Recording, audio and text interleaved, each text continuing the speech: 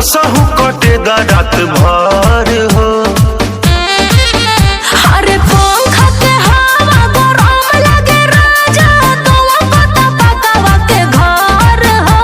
अरे दम धर रानी, बुझतानी परेशानी, कसहु कटे दा रात भर।